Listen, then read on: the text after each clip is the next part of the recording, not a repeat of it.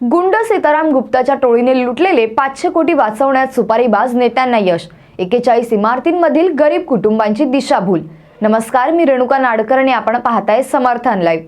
संघटित गुन्हेगारीच्या बळावर खासगी आरक्षित जमीन 30 एकर आणि शासकीय जमीन 30 एकर अशी एकूण 60 एकर जमीन लुटणाऱ्या कुख्यात गुंड सीताराम गुप्ताच्या टोळीची आर्थिक हानी होऊ नये याची काळजी वसईतील सुपारीबाज नेत्यांनी घेतली।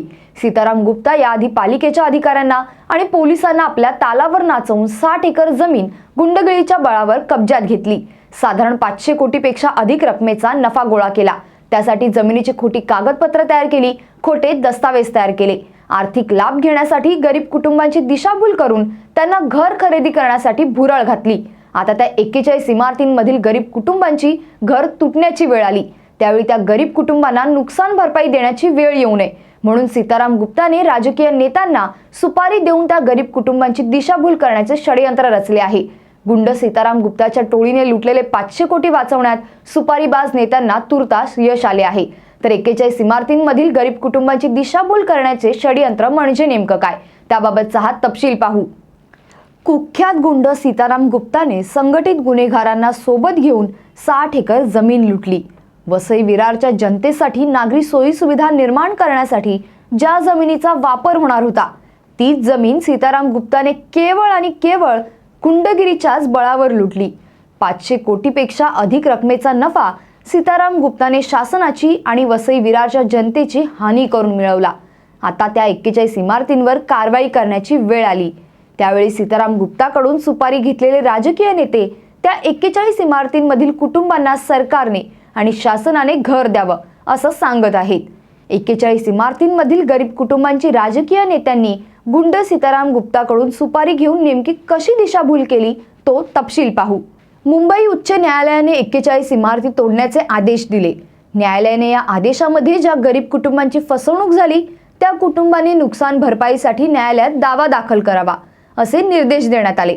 या निर्देशाप्रमाणे गरीब कुटुंबांनी न्यायालयात दावे दाखल केले असते तर व्याजासह गरीब कुटुंबांना नुकसान भरपाई गुंड सीताराम गुप्ता यालाच द्यावी लागली असती।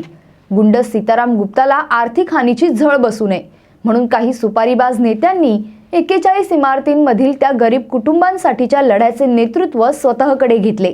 ज्या बिल्डरांनी गरीब कुटुंबांची फसवणूक केली त्या बिल्डरांबाबत कोणतीही भूमिका गरीब कुटुंबांचे नेतृत्व करणारे नेते जाहीरपणे मांडत नाहीत। 41 इमारतींमधील गरीब कुटुंबांची दिशाभूल करणाऱ्या नेत्यांनी आधी सर्वपक्षीय राजकीय वादळ तयार केले। त्यावेळी त्या गरीब कुटुंबांना फसवणाऱ्या बिल्डरांबद्दल कुणीच नेता काहीच बोलला नाही। काहींना पुन्हा न्यायालयात पाठवून स्थगिती आदेश मिळवण्याचा प्रयत्न त्यांनी केला। तो प्रयत्न फोल ठरला। नंतर रॅली काढून शक्ती प्रदर्शन केले। शक्ती प्रदर्शन रॅलीत फक्त महापालिकेच्या विरोधात घोषणा दिल्या गेल्या, परंतु त्यावेळीही पैशाच्या लाभासाठी ठरवून कट करून त्या गरीब कुटुंबांना फसवणाऱ्या बिल्डरांविरोधात सुपारीबाज नेते एक शब्द बोलू शकले नाही। 41 इमारतींमधील गरीब कुटुंबांना फसवण्याच्या घोटाळ्याचा मुख्य सूत्रधार गुंड सीताराम गुप्ताच्या विरोधात न्यायालयात दाद मागण्याचा कालावधी संपत आला आहे। तर 41 इमारतींवर पालिकेची कारवाई होईल।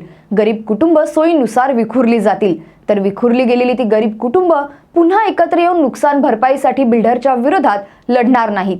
त्यामुळे सीताराम गुप्ताने 60 एकर जमीन लुटून उभं केलेलं 500 कोटींचं वैभव वसईतील सुपारीबाज नेत्यांमुळे तुर्तास सुरक्षित राहील असे संकेत सध्या या प्रकरणात दिसत आहेत। या संपूर्ण प्रकरणाबाबत तुम्हाला काय वाटतं? तुमचं मत कमेंटद्वारे आम्हाला नक्की कळवा आणि अशा विविध घडामोडी जाणून घेण्यासाठी समर्थन लाईव्हला सबस्क्राईब करा आणि बेल बटन दाबा। धन्यवाद।